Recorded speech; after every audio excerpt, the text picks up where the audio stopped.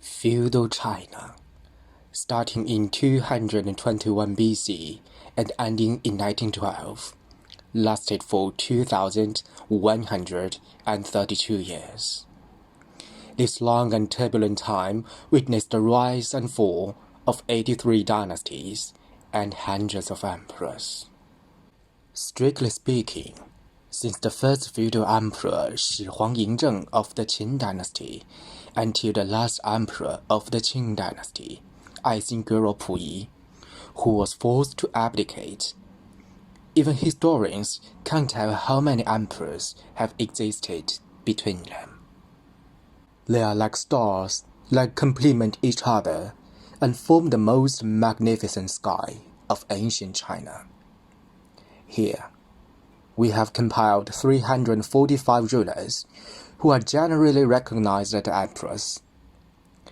Now let's travel back to this long time and look at their life resumes together.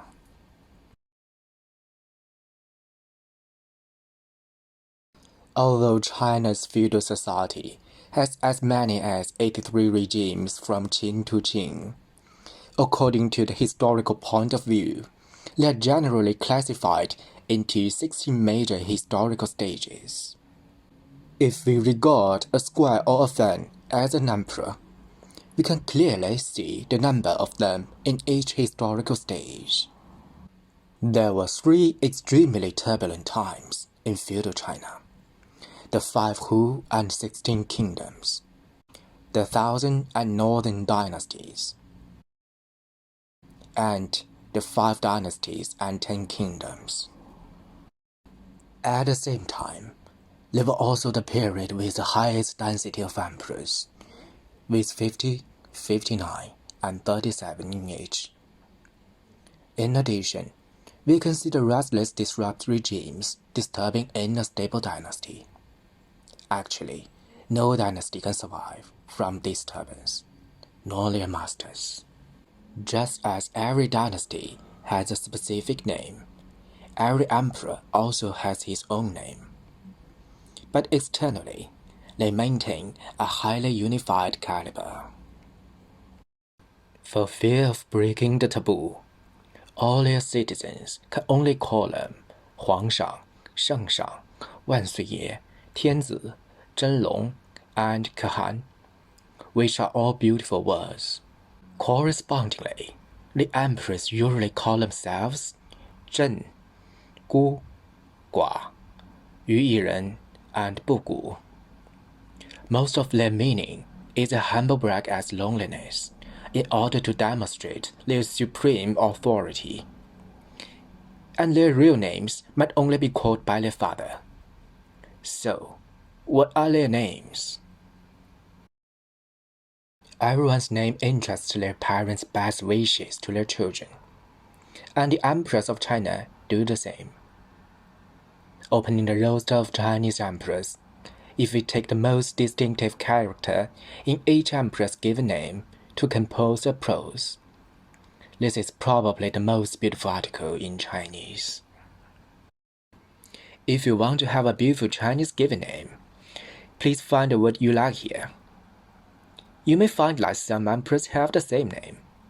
Well, leave this question to you.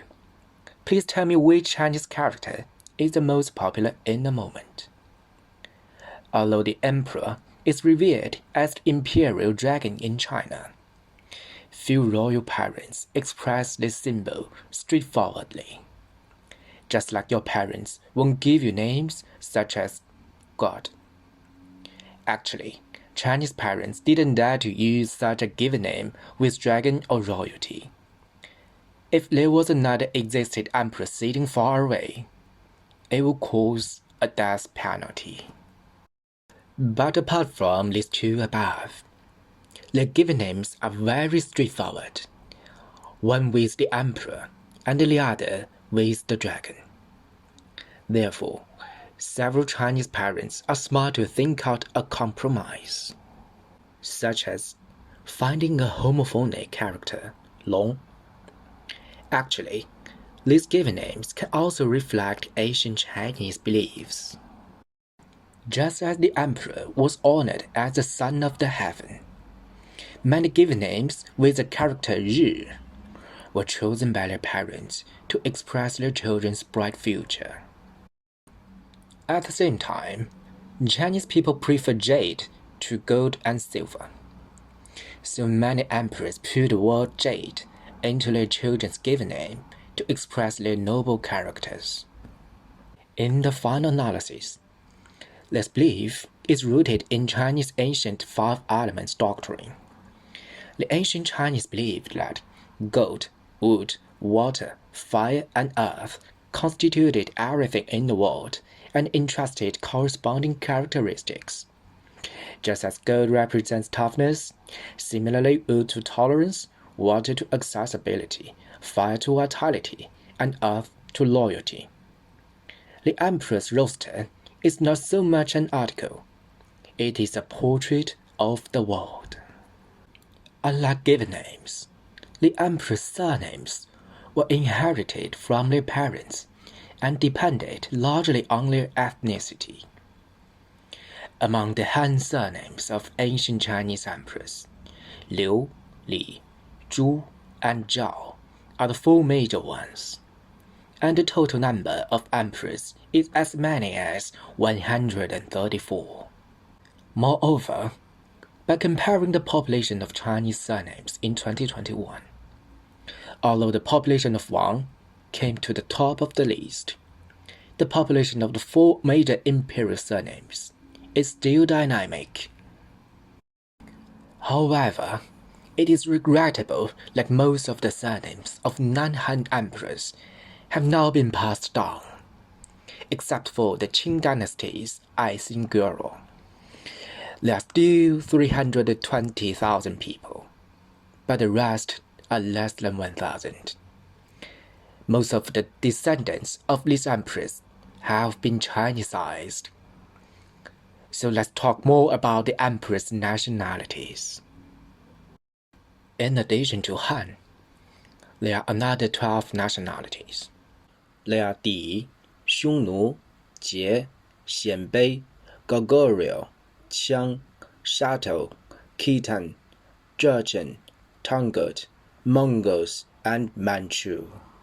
If we use a red dot to represent a Chinese emperor, we can see the ethnic distribution of them. Of course, the Han emperors did their part, and the number reached 215. However, similar to surnames, other ancient imperial nations either withdrew from China or merged into Han or other nations, and they finally disappeared in Chinese history. Here, we use a smaller white dot to represent 100,000 people. Such a grade is nearly equivalent to the British population. By comparing the population of Chinese ethnic groups in 2018, only 3 of them can be followed. The Qiang people is only about 300,000. The Mongols in the Yuan dynasty and Manchus in the Qing dynasty still have millions of people. But compared with the vast Han people today, they can only be cited as a drop in the ocean. Therefore, we objectively call them ethnic minorities here. These non-Han emperors, especially the founding fathers, are brave and good at fighting, and their writing skills are first-rate, which stems from their way of life, nomadism. However, most of them are called the barbarian by the Han emperors. In their eyes, these rude people are always only worthy of being knights, rather than kings. But in the eyes of the world today, many non-Han Chinese emperors are even more famous. Genghis Khan once established the huge Mongol Empire, and his grandson, Kublai Khan, built the capital of the Yuan dynasty, Beijing. which set the base of its political position as the capital of modern China. In addition, Kangxi, Yongzheng, and Qianlong, three Manchus, brought feudal China to its final climax. After Beijing becoming the capital, many later emperors were born there since then. So, where are the emperors of China born? The birthplace of Chinese emperor is called the Dragon Origin Land.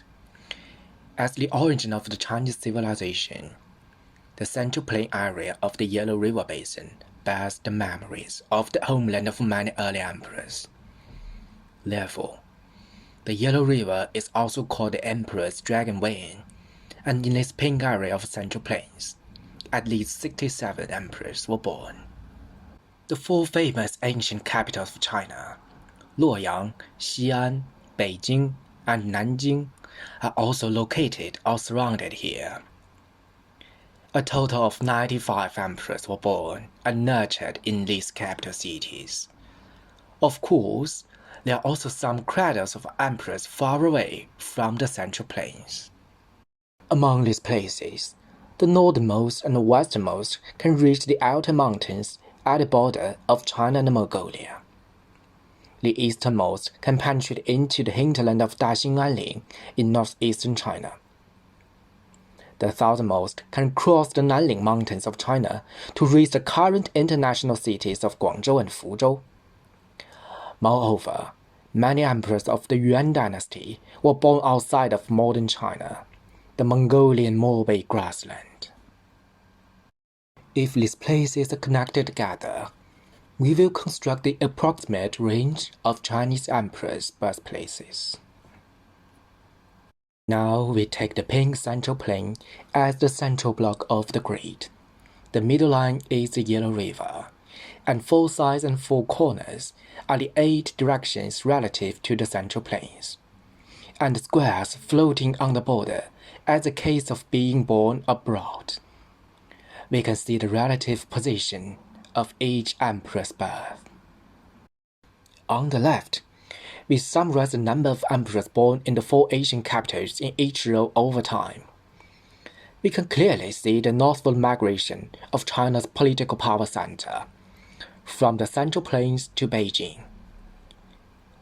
As the Dragon Wing and the Son of the Heaven mentioned just now, they are both symbols of males.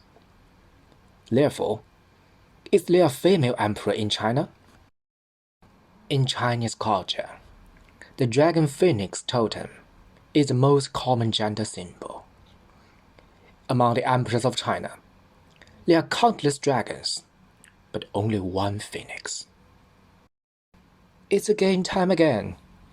In order to reduce the difficulty, you don't need to find the phoenix in the dragons, but you still need to find the Venus in Mars. Can you find the only female emperor in 15 seconds?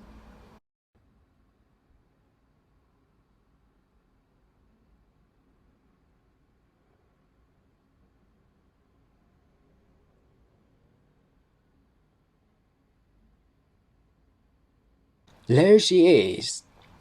Wu Zetian is the only admitted female emperor in Chinese official history. She founded Wuzhou and divided the prosperous Tang Dynasty into 2 sections. In fact, there are not a few women in power in Chinese history. They are without exception the wives, mothers, and even grandmothers of the emperors.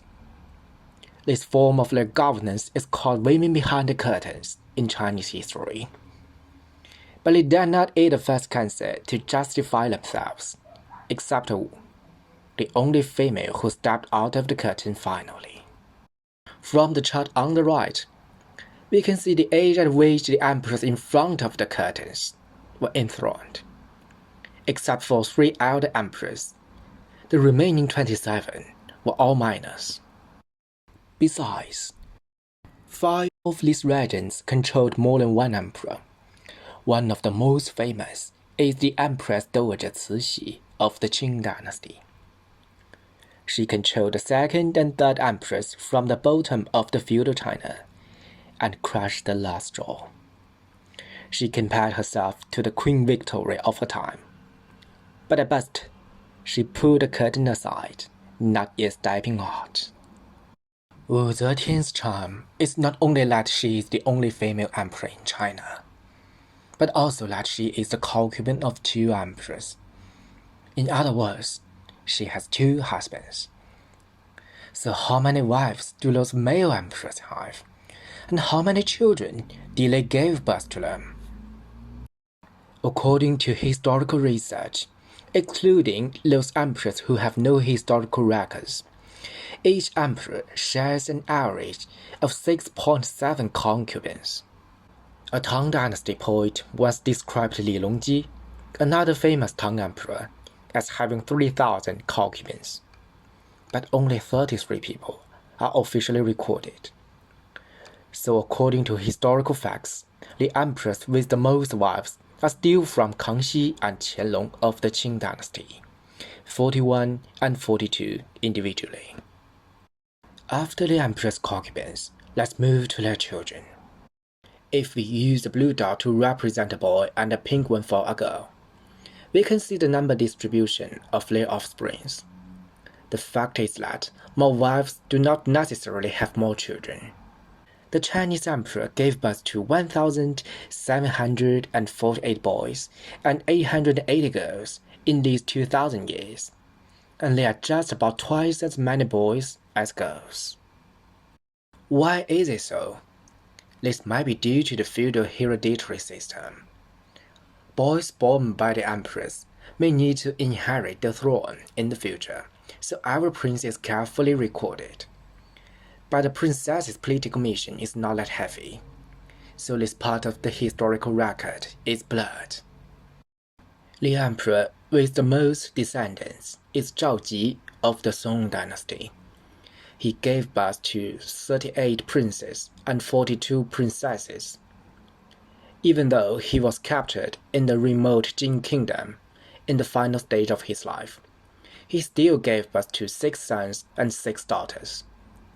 It can be said that he had regarded giving birth as a habit of drinking coffee and reading the newspaper every morning. From the chart on the left, we can also see that the number of children belonging to Zhao Ji is high. But for emperors, sometimes hurrying to have a baby is not just about the joy of life. One of the most important reasons for their reproduction is that they wanted to guarantee their own children as the heir to the throne before they die, so as to ensure that their dynasty can run like a perpetual motion machine. Because these emperors clearly knew that their lifespan would end at any time. Although the Chinese emperors always believed in immortality, it was counterproductive, and their average life expectancy was only 38 years. We use the sidelines of one grid to calculate the emperor's lifespan. If we count the border of a grid as 100 years old, then the square in each grid right now is their average lifespan. Now we look at the changes. We can faintly see that as time goes by, the overall lifespan of the emperors has slowly increased. The emperor with the shortest lifespan was Liu Long of the Han dynasty. He succeeded to the throne 4 months after he was born, and died at the age of 1. According to legend, the emperor with the longest lifespan was Zhao Tu of the South Yue Kingdom in the early Han dynasty. He lived 103 years old. However, since he was born before the Christian era, the authenticity remains to be verified. But we can be quite sure that the other oldest emperor is Qianlong, who lived to be 89 years old, and his life basically ran through the entire 18th century.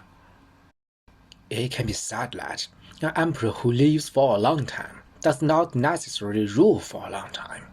Compared to their average lifespan of 38 years, their average length of rule is 12 years, accounting for almost 1/3 of their lives. The emperors who ruled for a short time are too numerous to list, but the emperors who ruled long are clear to us at a glance. Among them, Yuan Ying of the Northern Wei dynasty was less than 1 day in reign.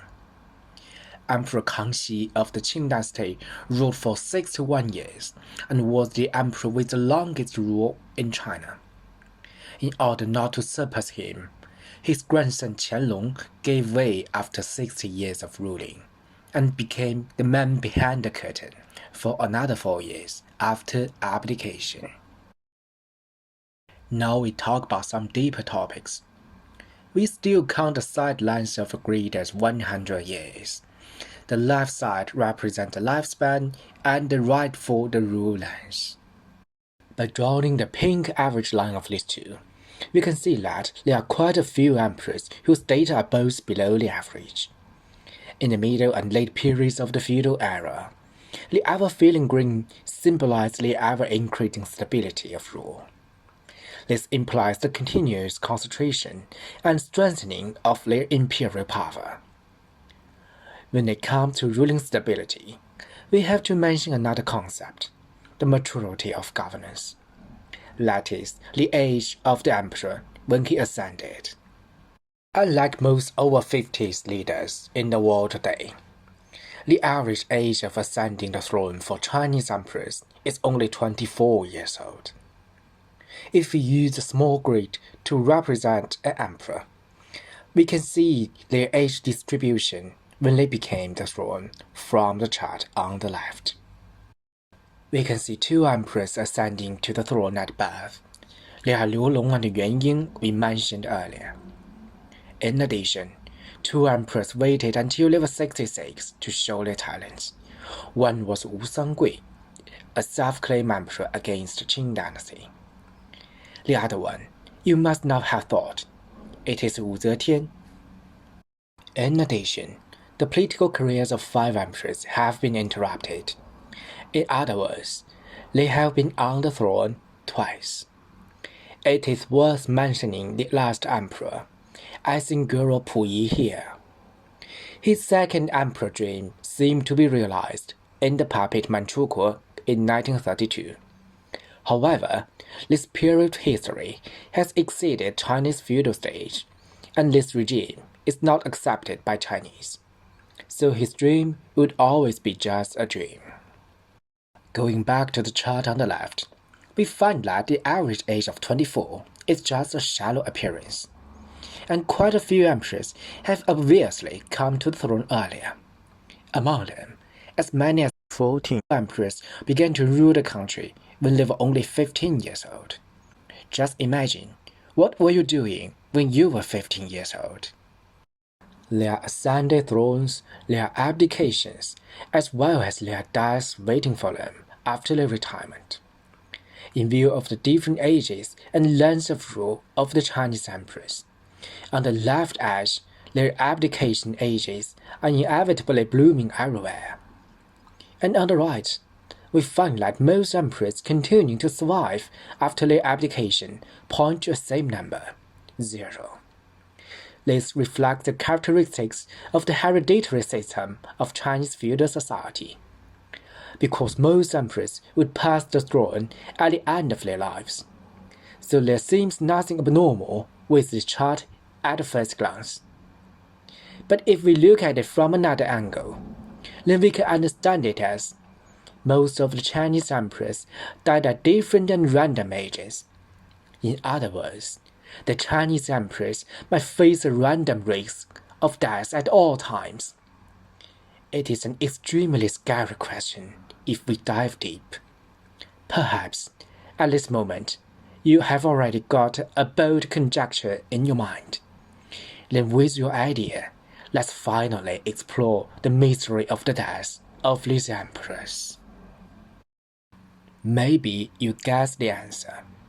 Yes, of the 345 emperors counted, 162 died of abnormal causes rather than common diseases. This ratio reached a staggering 47%.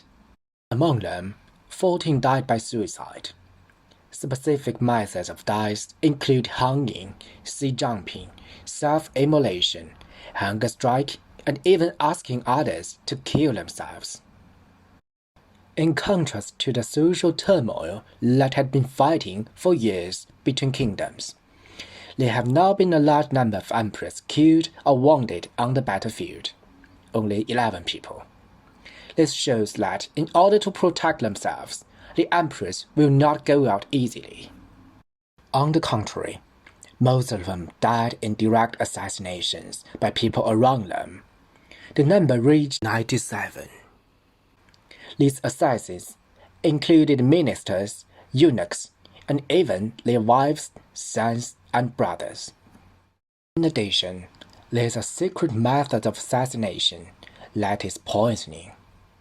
24 emperors died in this insidious method. Of course, there's another condition, that is some emperors will get poisoned by themselves. They believe in ancient Chinese alchemy, which contained a lot of sulfur and heavy metals. Over time, they poisoned themselves.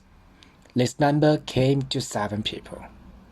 In addition, 6 emperors died on their beds due to excessive indulgence, and 3 people died in other accidents, including drunkenness and horse falling. In fact, some of the emperors who passed away normally also died of psychological problems, including depression, anxiety, fright, and excessive sadness. This number also came to 12. This bloody death encyclopedia might explain why the average lifespan of the Chinese emperor is only 38 years old. When we look back at the portraits of the emperors, only one emperor left a lot of clear and real photos. He is Aixing Guiro Puyi, whose name we just repeatedly mentioned. He is not only the terminator of China's feudal dynasty, but also the accelerator of China's opening up of a new era. When we omit his uniform and enlarge his face, he is just like us. The emperors of China's feudal history are not only cold political machines, but also a group of ordinary people with joy, anger, and sorrow. Yes, I'm an emperor, and I'm also an ordinary person.